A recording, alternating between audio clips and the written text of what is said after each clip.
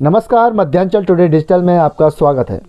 हमारे चैनल का खास कार्यक्रम शख्सियत में आज दिव्यांशी शिक्षा क्रांति समिति ग्वालियर के संस्थापक विनोद सिंह तोमर से मुलाकात कर हमारे सह संपादक सुरजीत राजावत ने बातचीत की। आज चारों तरफ लगता है कि शिक्षा का व्यापारीकरण हो रहा है। ऐसे समय में गरीब बालकों को अच्छी शिक्षा मिलना एक सपने के समान है।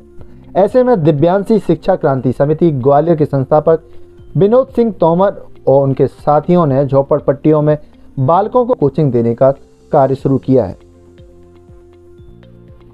युवाओं के इस कार्य के चलते गरीब एवं श्रमिक परिवार को लग रहा है कि उनके बच्चे भी उच्च शिक्षा प्राप्त कर इस गरीबी के शाप से मुक्त हो जाएंगे। बता दें कि दिव्यांशी शिक्षा क्रांति समिति गरीब बेसहारा बच्चों की पढ़ाई के लिए शहर के अनेकों स्थानों पर पाठशाला चला रही है। संस्था ऐसे बच्चों का चयन करती है जिनके माता पिता नहीं हैं, दिहाड़ी मजदूरों के बच्चे हैं अथवा जो कबाड़ा बीनने का काम करते हैं। ऐसे बच्चे को निःशुल्क शिक्षा दिलाने का काम करती है। इससे गरीब बच्चे शिक्षित होकर समाज की मुख्य धारा में शामिल हो सकें। ग्वालियर में वर्तमान में संस्था पीएचई कॉलोनी, कंपू एवं सागरताल पर संचालन कर रही है। इसमें पीएचई कॉलोनी में इस समय लगभग 85 गरीब बच्चे निःशुल्क पढ़ रहे हैं। संस्था के संस्थापक विनोद सिंह तोमर के साथ उनकी टीम में कई सदस्य बच्चों को निःशुल्क शिक्षा देते हैं। संस्था के सदस्य झोपड़पट्टी में जाकर वह युवक बच्चों के साथ जमीन पर बैठकर उन्हें शिक्षा देते हैं। गणित, विज्ञान सहित अलग अलग विषयों की शिक्षा देने के प्रति इन युवकों का उद्देश्य है कि बच्चों की शिक्षा सुधरे। करीब 3 वर्ष से जारी इस अभियान के चलते बालकों की शिक्षा में सुधार भी हुआ है। संस्था समाज के सहयोग से ड्रेस, जूते, बैग, कॉपी, किताबें भी मुफ्त में उपलब्ध कराती है। ऐसा नहीं है कि केवल संस्था गरीब बच्चों को शिक्षा ही देती हो, बल्कि उनके साथ त्यौहार भी मिलजुल कर मनाते हैं। पढ़ाने के बाद कई बच्चों का नगर के जाने माने स्कूल में भी प्रवेश दिलाया है। संस्था बच्चों की शिक्षा के साथ साथ समग्र विकास के लिए भी कार्य कर रही है। बच्चों को दूसरों की सहायता करना, स्वच्छता बनाए रखना जैसे काम भी सिखा रही है। संस्था के संस्थापक विनोद सिंह तोमर ने बताया कि संस्था समाज के सहयोग से चल रही है। इसमें हम सभी मिलकर गरीब बच्चों के सर्वांगीण विकास के लिए काम कर रहे हैं। तमाम बच्चे गरीबी के चलते शिक्षा से वंचित रह जाते हैं, लेकिन हमारा प्रयास है कि शिक्षा की किरण समाज के अंतिम पायदान तक पहुंचनी चाहिए। Bureau report, Madhyanchal today digital. नमस्कार, मैं सुरजीत सिंह राजावत आपका स्वागत करता हूं मध्यांचल टुडे के शख्सियत कार्यक्रम में। आज हमारे साथ में एक ऐसे शख्सियत हैं, समाज सेवी हैं, साथ में 0 लेवल से स्टार्ट किया उन्होंने और आज एक अच्छे मुकाम पे पहुंच चुके हैं। आज उनको ग्वालियर ही नहीं शहर बल्कि मध्य प्रदेश से लेके आप नेशनल की भी बात करेंगे तो वहाँ तक भी अच्छी खासी पहचान बना चुके। तो हम उनसे बात करेंगे और उनके बारे में जानेंगे कि उन्होंने किस तरह से कार्य किया और आज इस मुकाम पे पहुँचे। नमस्कार सर, स्वागत है। नमस्कार। तो सबसे पहले तो हम आपके बारे में जानना चाहेंगे कि आपका नाम और कैसे आपने ये शुरुआत की। मेरा नाम विनोद सिंह तोमर है। इस संस्था का नाम मैंने अपनी भांजी के नाम पर दिया हुआ है। भांजी का नाम दिव्यांशी है और मैं सामाजिक स्तर पर शिक्षा में परिवर्तन चाहता था तो शिक्षा क्रांति के स्तर पर इसका नाम दिया है। तो दिव्यांशी इसके फाउंडेशन में उसको नाम दे के रखा है। यह संस्था 2015 से संचालित है। हमारा मेन मोटिव है कि हम हर बच्चे तक शिक्षा को पहुंचाएं। आपने देखा होगा, चाहे स्टेशन हो या बस स्टैंड हो या कोई ट्रैफिक प्लेस हो जहाँ पर बच्चे भीख मांगते हैं या किसी कार साफ़ कर रहे होते हैं, तो कहीं ना कहीं कमी है उनके अंदर शिक्षा की। अगर उन प्रॉपर उनको शिक्षा मिलती रहेगी तो वो ये चीज़ करेंगे नहीं। कहीं भविष्य में आगे चलकर कहीं ना कहीं अपना गुजर बसर कर सकते हैं, कह सकते हैं आत्मनिर्भर बन सकते हैं। तो इस मुहिम को चलाने के लिए यह एक संस्था खोली गई। आज इसको समथिंग 7 साल के आसपास हो जाएंगे फरवरी में। 100 से अधिक मेरे पास सदस्य हैं, जिसमें 80 से अधिक तो बालिकाएँ मेरी टीम में हैं। इसके अलावा भी आसपास के सारे शिक्षक मेरा सपोर्ट करते हैं। मुरार हो, हजीरा हो, कंपू हो, जो भी स्थान है जहाँ तक प्रयास होता है हम शिक्षा को बढ़ा रहे हैं। क्योंकि ज़रूरी नहीं कि वो झुग्गी बस्ती ही केवल निरक्षर रह जाती है। कभी कभी हमारे आसपास के लोग भी जो हम देख नहीं पाते, उनकी आर्थिक स्थिति कभी गंभीर हो जाती है, जिस वजह से वो आगे पढ़ाई नहीं कर पाते। तो ऐसा प्रयास किया गया है कि वह बच्चा हमारे पास आकर आराम से एकांत में हमसे बात करके कि सर मेरे पास फ़ीस नहीं है, मेरी यहाँ कोचिंग लगवानी है, तो मैं पूर्ण रूप से अपना प्रयास करता हूँ। कई शिक्षक मेरे परिचित हैं, अपने फ़ोन के माध्यम से या निजी रूप से संपर्क करके मैं उस बच्चे की फ़ीस को कम से कम या पूरी माफ़ कराने का प्रयास कर सकता हूँ। जिससे ये होता है कि उस बच्चे को शिक्षा मिल जाती है और उस बच्चे का नाम भी किसी मार्केट में ओपन नहीं होता। इतना प्रयास कर सकते हैं। तो जैसे ये आपने बताया दिव्यांश शिक्षा क्रांति, तो कैसे आपके मन में आया, क्या आपने देखा जिसकी वजह से आपको लगा कि हम शिक्षा की तरफ अग्रसित हों, या आपने टीम के जरिए या अपने माध्यम से? तो क्या वो दिन रहा होगा जब आपके अंदर ऐसी एकदम ज्वाला सी जगी और आपने ये दिव्यांशी शिक्षा क्रांति की जो नींव डाली? आपकी बता रहे थे कि आप अपनी भांजी के नाम पे, तो क्या आपने देखा जिसकी वजह से आपने ये? मैं एक लो फैमिली से बिलोंग करता हूँ, मिडिल भी नहीं है, लो फैमिली है, आज भी हम किराए पर रहते हैं। तो मैं कई बार ऐसे संस्थानों में गया हूँ जहाँ मेरी इच्छा थी कि मैं कुछ अधिकारी या कुछ बन सकूँ, तो जहाँ फ़ीस 25,000 से 50,000 थी, जो मेरे घर वाले नहीं दे सकते थे, और मैं भी छोटा मोटा काम करता था या फैक्ट्री मान लीजिए, उस लेवल से हम लोग अफोर्ड नहीं कर सकते थे। तो वो बातें मेरे माइंड चलती थी कि जब मेरे साथ ऐसा हो सकता है, मैं तो फिर भी आत्मनिर्भर हूँ, मैं काम कर लेता हूँ। तो ऐसे कई बच्चे होंगे जिनकी वजह से जो पढ़ नहीं सकते हों या वो कैपेबल ना हो या अंदर से मजबूत ना हो, तो उनको मजबूत करने का प्रयास मेरी संस्था दिन भर करती रहती है। इसी वजह से हमने संस्था खोली कि कोई बच्चा चाहे किसी भी क्षेत्र का हो, बच्चा जैसे मैंने कहा ना कि प्राइवेट बच्चा भी हमारे पास आ सकता है, चाहे मुरार हो, वजीरा हो, कंपो हो, चाहे वो डिफेंस की कोचिंग लगाना करना चाहता हो, मैं पूरा प्रयास करूँगा उसकी पूरी फीस माफ़ हो सके, इससे हम शिक्षा को आगे बढ़ा सकें। जैसे आपने ये रजिस्ट्रेशन करा लिया, उसके बाद स्टार्टिंग की आपने, तो सबसे पहला जो व्यक्ति था वो कौन जुड़ा होगा आपके साथ जब उसने आपका ये सपोर्ट किया और आप धीमे धीमे आज एक सीढ़ी चढ़ के आज आप कई सीढ़ियाँ चढ़ चुके हैं? सभी मैं किसी एक व्यक्ति का नाम नहीं लूँगा, क्योंकि एक व्यक्ति का नाम लेने से ये होता है कि आपसी मतभेद पैदा हो जाते हैं।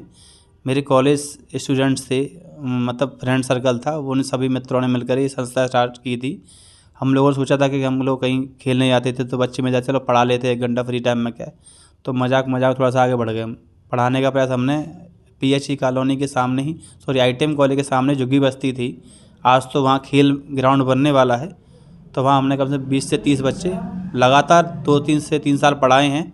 उसके बाद वो बच्चे चले गए क्योंकि वो रेगुलर नहीं बैठते थे, टेम्परेरी थे। जब उनका काम आता था तो उनके पारिवारिक जन बैठ जाते थे, काम करते थे, बच्चे पढ़ते थे। पहले वो पढ़ते नहीं थे, पहले वो बच्चे कचरा उठाते थे या गंदगी उठाते थे या किसी को रोकथाम या गाली गलौज करते थे, मतलब कह सकते असभ्यता का प्रतीक थे। अब पूरा प्रयास किया गया, अब धीमे धीमे बच्चे सब हैं। आज वो बच्चे अपने गाँव में कोई कक्षा 8 में, कोई कक्षा 7 में, जो बिल्कुल नहीं पढ़ते थे, आज उनका लेवल अच्छा करके हमने पहुँचाया है।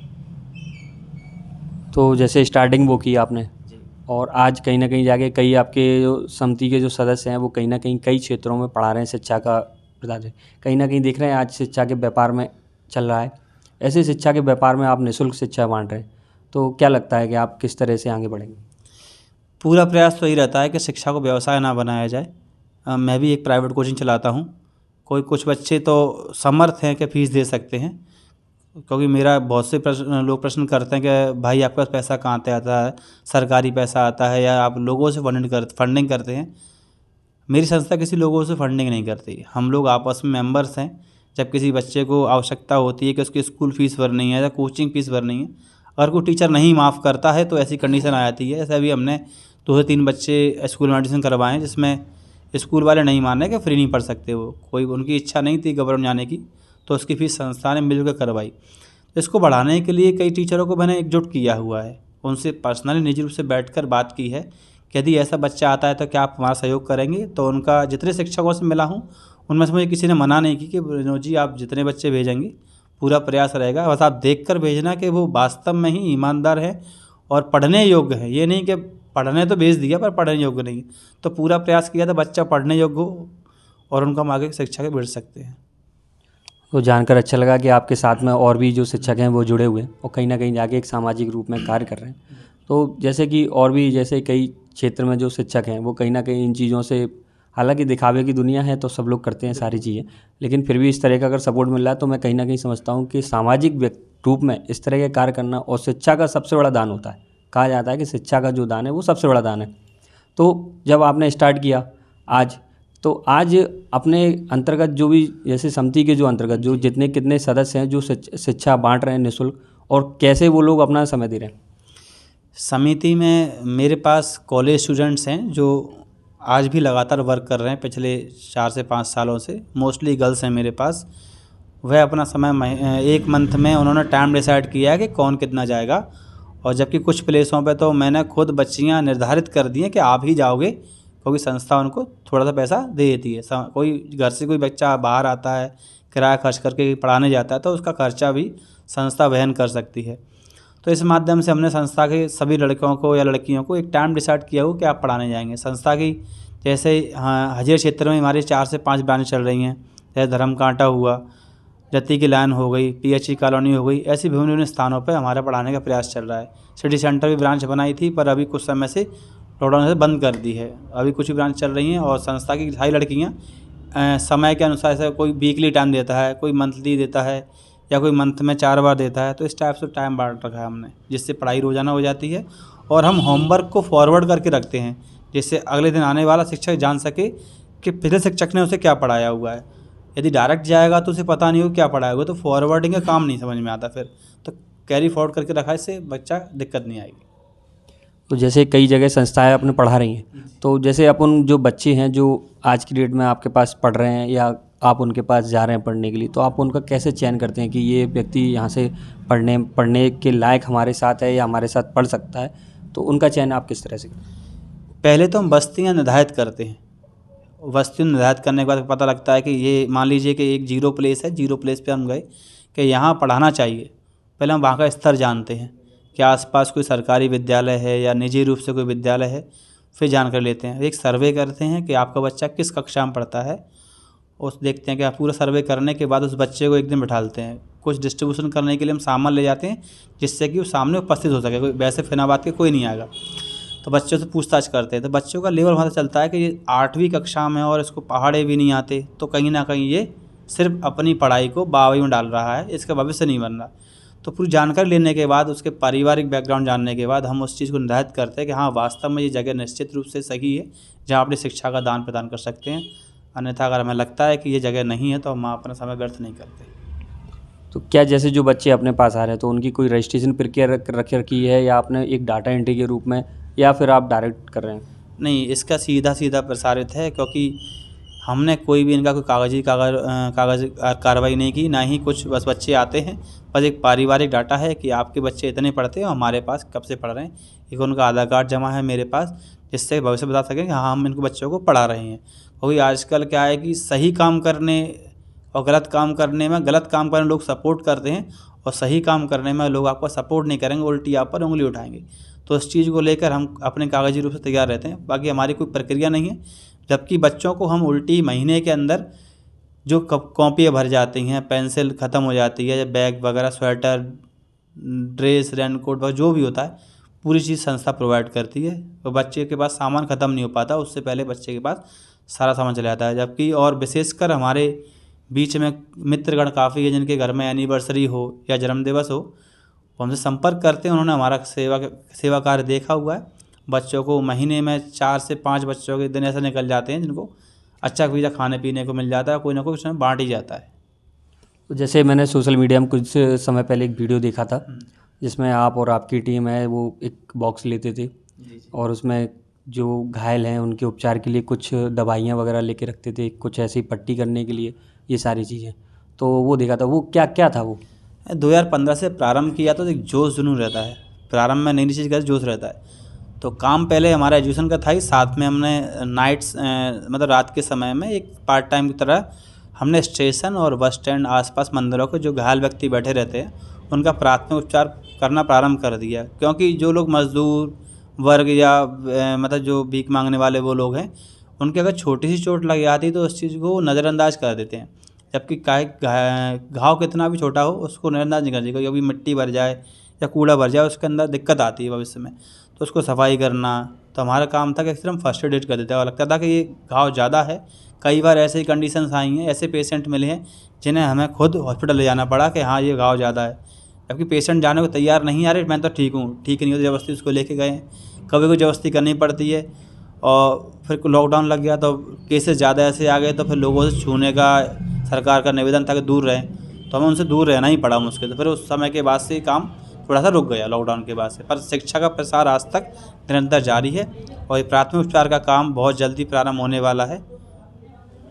तो जैसे क्या होता है, हर व्यक्ति के पीछे एक किसी ना किसी व्यक्ति का सपोर्ट होता है। जिसकी वजह से वो आगे बढ़ता है, या उसके साथ जो मुसीबतें आती हैं, कह सकते हैं समस्या आती हैं, तो वो कहीं ना कहीं। तो क्या लगता है आपके साथ में भी कोई ऐसा व्यक्ति रहा जिसने आपको सपोर्ट किया और आज आप इस तरह? नहीं, मेरे साथ में मित्रगणों के सपोर्ट हैं, क्योंकि उनके बिना ये चीज़ आगे तक ले जाना संभव नहीं थी मेरे साथ, क्योंकि मैं अकेला यह काम नहीं कर सकता। मेरी टीम आज भी साथ है, कुछ मित्रगण हैं जो आज व्यस्त हैं, कोई पारिवारिक ज़िंदगी है, सेवा कब तक देंगे, घर में खर्चा भी चाहिए होता है, तो मित्रगण आज अपने काम में व्यस्त हैं, पर जब भी उनके पास समय होता है वो संस्था को आज भी समय देते हैं। और आज जो टीम है वो आगे समय दे रही है, आगे भी जो टीम होगी समय देती चली जाएगी आगे तक। तो जैसे ये युवा पीढ़ी है, आप कहीं ना कहीं जाके उनके मन में भी इस तरह के विचार होते हैं कि हम भी एक छोटा सा समय निकालें थोड़ा सा, और उसमें भी आगे एक सामाजिक रूप में कार्य करें, तो ऐसे लोगों के लिए आप क्या कहना चाहेंगे? सामाजिक स्तर पर यह है कि आज युवा पीढ़ी की सोच कहीं ना कहीं भटकती जा रही है। या तो अपने लक्ष्य को निर्धारित कर लें, बिना लक्ष्य के भविष्य में कोई भी आपको सफलता प्राप्त नहीं हो सकती। अगर आप मन में विचार रखते हैं कि मेरे मन में लक्ष्य 4 हैं, तो आप एक भी लक्ष्य को भेद नहीं सकते। कि मान लीजिए कि आप सरकारी जॉब की नौकरी कर रहे हैं और आपके मन में ऐसा ही बनना लक्ष्य है, तो आप ऐसा ही पे फोकस कीजिए। अगर आपने गलती से बीच में कोई चपरासी का फॉर्म आ गया ग्रेड 4 का, तो आपने वो डाल दिया, बैंक का आगत बना, तो आपकी क्या जो सोच है वो भटक गई कहीं ना कहीं। तो इन चीज़ों को लेकर अगर हम आगे लक्ष्य रखेंगे तो हम सफलता प्राप्त कर सकते हैं। और सामाजिक स्तर पर लेकर बात की जाए तो हर यूथ को जो एक्स्ट्रा टाइम निकालता है, कहीं ना कहीं बैठता है, टीवी देखता है या कुछ भी मौज मस्ती करता है, मैं चाहता हूं कि वो उस आगे भविष्य पीढ़ी को तैयार करे, चाहे वो अपने घरेलू स्तर पर करे या अपने गली के स्तर पर करे या सामाजिक स्तर पर करे, पर उन बच्चों को साथ में बिठा ले और उनको सही ज्ञान दे कि हम भविष्य में क्या करना है। कोई उनके बिना ये काम संभव नहीं है। यूथ को आगे बढ़ना होगा सोशल काम करने के लिए। तो जैसे ही कुछ युवा पीढ़ी है वो पढ़ाना भी चाहती है, लेकिन कहीं ना कहीं जाके उनके पास पर्याप्त वो समय नहीं रहता, लेकिन थोड़ा सा वो समय निकाल लेते हैं, हो सकता है सप्ताह में एक दिन। तो ऐसे कई और भी स्टूडेंट हैं जो हो सकते मतलब आपसे भी मिलना चाहते हों, या तो वो कैसे मिलेंगे आपको, क्या स्थान रहेगा आपका? हाँ, मेरा स्थान हजीरा पेट्रोल पंप के पीछे ऑफिस है, CBS स्कूल के सामने ही है। मेरी प्राइवेट कोचिंग है, यहीं मेरा NGO का ऑफिस भी है। वो मुझसे सुबह 9 से शाम को 3 बजे मिल सकते हैं, उसके बाद रात के 7 बजे बाद मिल सकते हैं। तो ऐसे विद्यार्थी या यूथ जो इस संस्था जुड़ना चाहते हैं या कोई सामाजिक स्तर पर बेहतरीन सेवा देना चाहते हैं, चाहे वो सप्ताह में 1 दिन क्यों ना हो या महीने में 1 दिन क्यों ना हो, वह मुझसे आके मिल सकता है। मैं उसको उसका दिन निर्धारित कर दूंगा। वो उस दिन में केवल 2 घंटे देने हैं, वो आप कभी भी दे सकते हैं।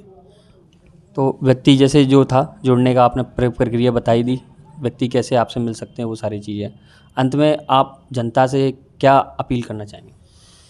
जनता से बस यही अपील है कि किसी भी कमज़ोर वर्ग के व्यक्ति हों या बाहर जो बच्चे घूम रहे हैं, उन्हें नज़रअंदाज ना करें और कृपया कर उन्हें भीख तो प्रदान ना करें बिल्कुल भी, क्योंकि आप उन्हें भीख प्रदान करके उन्हें कमज़ोर बना रहे हैं। उन्हें अगर इस चीज़ की लत लग जाएगी तो वो शिक्षा से वंचित रह जाएंगे और आजीवन भीख मांगेंगे या एक ऐसी दुर्गति प्राप्त हो जाएगी उनकी कि वो कहीं ना कहीं गलत काम करने में मजबूर हो जाएंगे। अगर कर सकते हैं तो 10 रुपये के देने की अपेक्षा आप उन्हें कुछ देना तो खाने का सामान दे दीजिए। कोई पैसा लेकर बच्चा मोस्टली आजकल क्या कर रहा है कि नशे की लत में पड़ चुका है। देखा हुआ स्टेशन पे कई बच्चे ऐसे पड़े हुए हैं, तो उन्हें भीख नहीं दें। कहीं ना कहीं निवेदन उनसे है, अगर आप प्रयास करना चाहते हैं तो पैसे इकट्ठे करें, 10 दिन की भीख का पैसा इकट्ठा कीजिए और उनको एक कॉपी किताब इस चीज़ का सेट लेकर उनको दे, जिससे वो आगे बढ़ सके, पर भीख देना बंद करें। तो ये थे हमारे साथ विनोद सिंह तोमर, एक समाज सेवी है, साथ में दिव्यांग शिक्षा क्रांति के संस्थापक भी हैं। उसके साथ में उन्होंने जूरी लेवल से स्टार्ट किया और आज इनके साथ में सैकड़ों की संख्या में जो बच्चे हैं उनको ये निःशुल्क शिक्षा प्रदान कर रहे हैं। साथ में सबसे बड़ी बात ये है कि एक टीम वर्क जो होता है वो कहीं ना कहीं जाके वही संस्था होती है या संगठन, उसको वो कहीं ना कहीं आगे बढ़ाता है। तो हम इनके माध्यम से पता चला कम से कम 200 से 250 के व्यक्ति इनसे जुड़ चुके हैं, उसके साथ में निरंतर जुड़ते जा रहे हैं, और जिसकी वजह से जो एक छोटे स्तर पर जो आज समिति थी वो आज कहीं ना कहीं विशाल रूप ले चुकी है। उसका कारण है इनकी मेहनत, लगन, साथ में इनके दोस्तों के द्वारा दिया हुआ सहयोग। तो कहीं ना कहीं हम समझते हैं कि व्यक्ति के पीछे जब कोई व्यक्ति होता है तो वो सपोर्ट करता है, तब वो कहीं ना कहीं आगे बढ़ता है। तो हमने इसे सुना है, माता पिता के साथ साथ एक पति पत्नी, पति के पीछे पत्नी और पत्नी के पीछे पति का हाथ होता है। उसी तरह से विनोद तोमर जी के साथ में जो उनके दोस्तों ने जिस तरह से अपनी भूमिका निभाई, वो आज कहीं ना कहीं जाके ये विशाल रूप लिया है। तो आगे आप भी हमारे साथ इस तरह से शख्सियत कार्यक्रम में शामिल हो सकते हैं। मैं सुरजीत सिंह राजावत इसी के साथ इस वीडियो को यहीं पे समाप्त करता हूँ। धन्यवाद। जय हिंद।